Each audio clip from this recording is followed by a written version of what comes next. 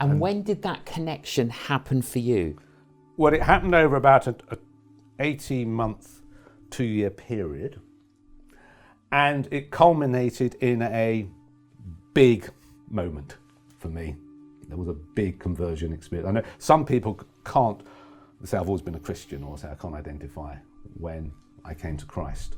But for me, there was a moment, 11:30 at night, 6th of February, the year 2000.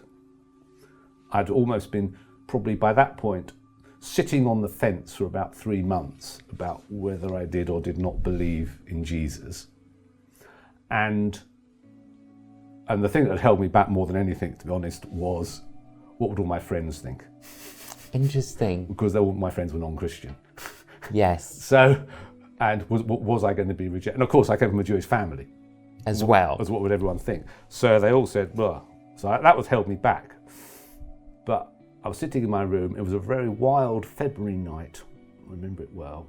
And I was sitting in my armchair, and I just had this vision of Jesus at the other end of the room, sort of like just standing there beckoning me, saying, come.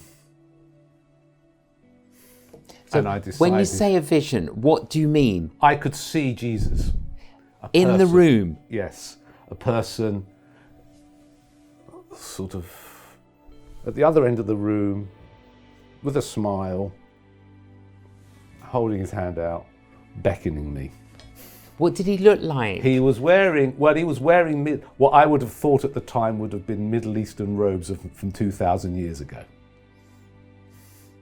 And he had a beard.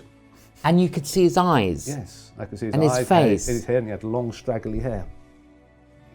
Did he speak to you? No. He just smiled, and he sort of held his hand out like to say, come to me. And you actually saw Jesus? Yes. And at that moment, I sort of thought, I'll come. And I sort of got up out of my little armchair and sort of put my hand out and said, I accept you. And at that moment, then he disappeared. At that moment? Yes. So when I accepted, he then disappeared from me being able to sort of see a This person. was 11:30. 6th of February, the year 2000.